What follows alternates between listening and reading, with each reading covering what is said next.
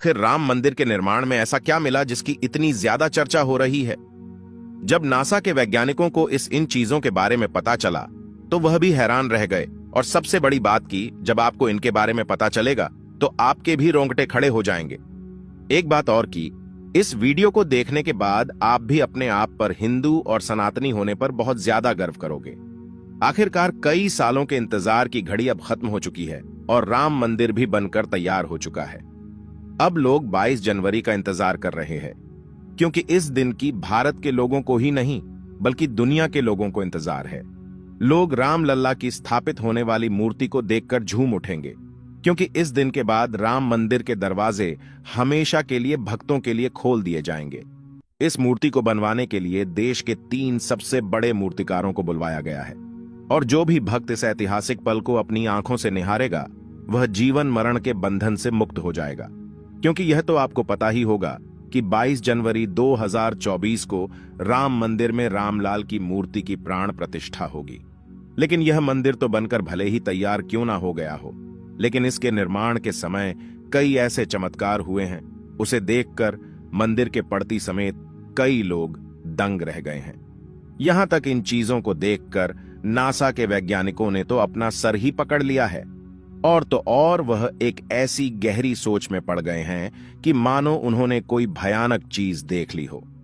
आज की इस वीडियो में हम राम मंदिर के बनते वक्त हुए उन चमत्कारों और रहस्यमयी चीजें के बारे में आपको बताएंगे जिसे सुनकर शायद आप भी यकीन ना कर पाओ। आपको बता दें कि जब यहां मंदिर निर्माण का काम चल रहा था तब एक 1200 खांभों की ड्राइंग तैयार करवाई गई और अमेरिका से एक विशिष्ट वैज्ञानिकों की टीम को बुलवाया गया ताकि वे इसका निरीक्षण करके होने वाली हर एक कमियों को दूर कर दे और राम मंदिर की शान में 4 चांद लगा दे। लेकिन जैसे ही राम मंदिर के निर्माण के वक्त वहां की धरती को खुद गया, तब उस धरती से एक ऐसी वस्तु निकली कि उसे BCC देखकर सभी के होश उड़ गए। और उसे चमत्कारी और दिव्या वस्तु ने न सिर्फ उन वैज्ञानिकों के होश उड़ाए बल्कि भारत सरकार को भी हिलाकर रख दिया। जिसके बाद तुरंत एक कमेटी बनाई गई और उसकी जांच के लिए लगा दी। लेकिन उसके बाद कुछ ऐसा हुआ कि वे सभी भी प्रभु श्री राम के भक्त बन गए। दरअसल यह बात है राम मंदिर के निर्माण के समय की, जब अमेरिका से थॉमस नाम के एक वैज्ञानिक भारत में राम मंदिर निर्माण कार्य के दौरे पर आए हुए थे। यहां आकर उन्होंने देखा कि राम मंदिर का निर्माण कार्य तो काफी चल रहा है, जिसके बाद उन्होंने अपना रूटीन काम फिर से करना शुरू कर दिया और अपना काम करना शुरू कर दिया। अपने काम करने के दौरान जैसे ही उनकी नजर मंदिर परिसर की तरफ गई तो उन्हें एक ऐसी जगह दिखाई जहां पर वहां धरती नरम पड़ी हुई थी। देखने में वह धरती वहां की जगह से पूरी अलग ही दिख रही थी। थॉमस को अपनी अंतरात्मा से कुछ अलग सी प्रेरणा मिलने लगी और तुरंत थॉमस ने अपने मजदूरों को वहां की खुदाई करने को बोल दिया। एक बार के लिए तो मजदूर भी हैरान हो गए कि ऐसी धरती की वह खुदाई क्यों करवा रहे हैं, लेकिन मजदूरों को तो उनका ऑर्डर मानना ही काम था, इसलिए उन्होंने बिना कुछ सवाल किए खुदाई शुरू कर दी। जैसे ही वहां पर खुदाई शुरू हुई, कुछ ही देर बाद उस धरती से पानी का प्रवाह शुरू हो गया। उस बहते हुए पानी को देख खुदाई करने वाले मजदूर परेशान हो गए, क्योंकि पानी के अंदर खुदाई करना मुश्किल ही नहीं बल्कि नामुमकिन सा हो जाता है। लेकिन जब इस पानी का सर्वेक्षण किया तो पता चला है कि यह पानी तो पास ही में बह रही सरयू नदी का पानी है। वे लोग यह समझ नहीं पाए कि यह माता सरयू का आशीर्वाद है कि वह खुद राम मंदिर की निर्माण में सहयोग कर रही थी। इस पानी ने सभी वैज्ञानिकों को एक गहरी सोच में धकेल दिया। वे यह सोचने लग गए कि अगर ऐसे ही पानी निकलता रहा तो जहां एक भव्य मंदिर का निर्माण कैसे हो पाएगा, क्योंकि एक पानी वाली सतह पर मजबूत मंदिर बनवाना कोई हंसी खेल की बात नहीं थी। उस समय सभी के दिमाग में एक ही बात थी कि सरयू नदी का मंदिर की भूमि के नीचे मिलना कोई चमत्कार है या फिर कोई कुदरत का करिश्मा, यह कोई भी नहीं जानता था। आखिरकार जब कोई भी समाधान नहीं मिला तब सभी मिलकर श्री राम से प्रार्थना करने लगे, क्योंकि जाहिर सी बात थी जब तक वो माता सरयू के पानी की धारा बंद नहीं होगी तब तक आगे का काम शुरू नहीं किया जा सकता था। लेकिन अगले ही दिन श्री राम ने उनकी पुकार सुन ली और माता सरयू का पानी स्वतः ही बंद हो गया और एक बार फिर राम मंदिर का निर्माण कार्य जोरों शोरों से शुरू हो गया। और यह काम इस कदर चला कि अब यहां अपने अंतिम छोर पर पहुंच चुका है, या यूं कहें कि यह पूरा तैयार ही हो गया है और 22 जनवरी को यहां श्री राम की प्राण प्रतिष्ठा भी की जाएगी। यह मंदिर इतना भाव बना है कि इस देखने के लिए भारत सरकार ने यहाँ पर एक अंतर्राष्ट्रीय हवाई अड्डा भी बनवाया है, ताकि देश और दुनिया के लोग सीधे ही यहाँ पर आ सके और इसे देख सकें। यह मंदिर तो आप कभी भी देख सकते हैं, लेकिन अब सवाल यह है कि जब पुराने समय में यहाँ पर राम मंदिर था, वह कैसा दिखता था, जिसे तोड़कर बाबर ने बाबरी मस्जिद बनाई थी। उसे राम मंदिर का निर्माण आखिर किसने किया था? क्योंकि यह रहस्य आज तक सीमित लोगों को ही पता है, ज्यादातर लोगों को इसके बारे में कुछ भी मालूम नहीं है। तो चलिए आज मैं आपको इसका पूरा रहस्य इस वीडियो के माध्यम से बता देता हूं, तो बने रहेगा हमारे साथ वीडियो में एंड तक। आखिर उस समय भगवान राम की नगरी अयोध्या को किसने बनाया था? यह पवित्र नगरी हिंदुओं के लिए बहुत ही ज्यादा महत्वपूर्ण है, क्योंकि यहां पर स्वयं प्रभु श्री राम का जन्म हुआ था, इसलिए इसे राम जन्मभूमि भी कहते हैं। इतिहासकारों के अनुसार कौशल प्रदेश की प्राचीन राजधानी अवध को कालांतर में अयोध्या और बौद्ध काल में साकेत कहा जाने लगा। अयोध्या मूल रूप से मंदिरों का शहर था।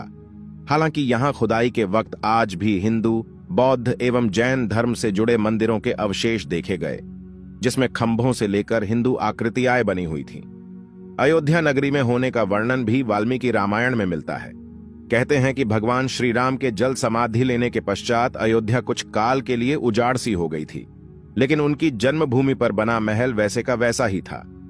भगवान श्री राम के पुत्र कुश ने एक बार पुण्य राजधानी अयोध्या का पुनर्निर्माण कराया।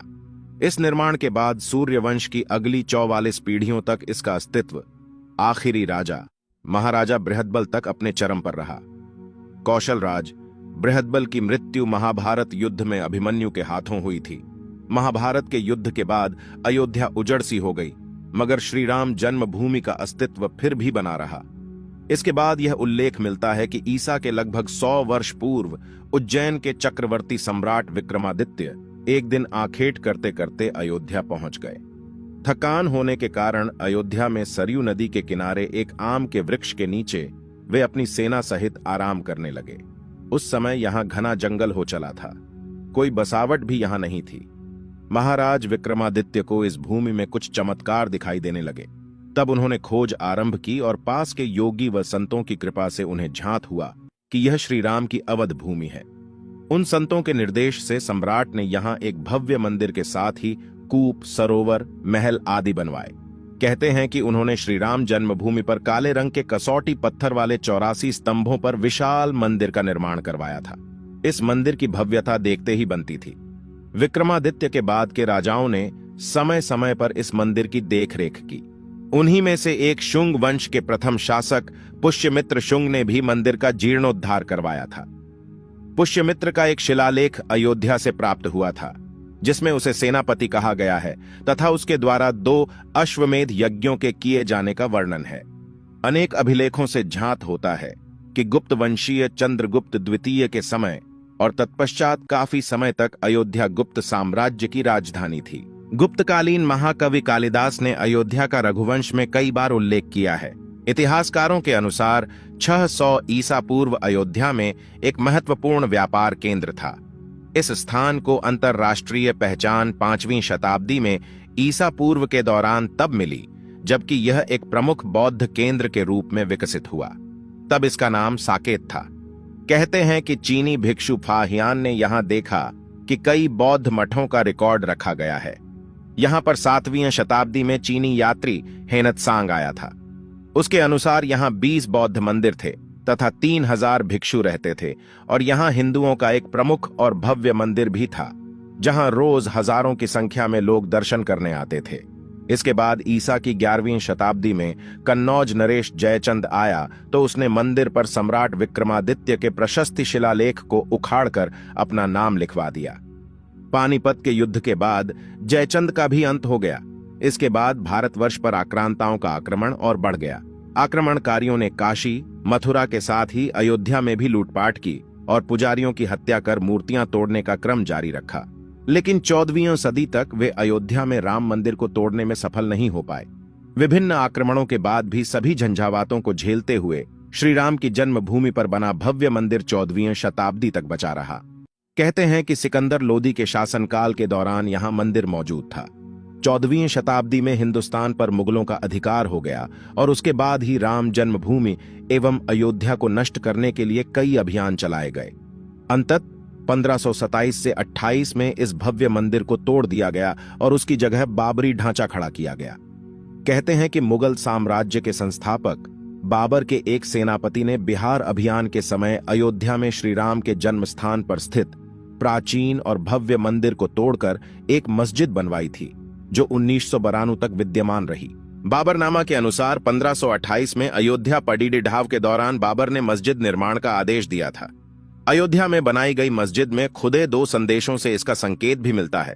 इसमें एक खास तौर से उल्लेखनीय है।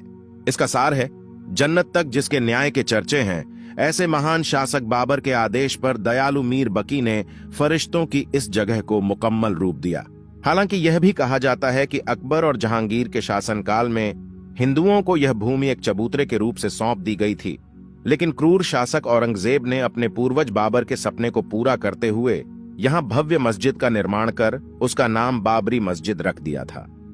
लेकिन अंत में बाबरी मस्जिद का भी विध्वंस कर दिया गया और इस जमीन पर कई वर्षों तक कैसे चलता रहा और अंत में यह जमीन हिंदुओं को सौंप दी गई, जिस पर आज श्री रामलाल का भव्य मंदिर बनकर तैयार हो चुका है और 22 जनवरी को यहां पर प्राण प्रतिष्ठा भी कर दी जाएगी, जिसकी तैयारी अब वैसे अगर आप में से कोई अयोध्या निवासी है तो हमें अयोध्या के बारे में कमेंट में जरूर बताना और ऐसी ही जानकारी को जानने के लिए चैनल को सब्सक्राइब करना मत भूलिएगा। धन्यवाद।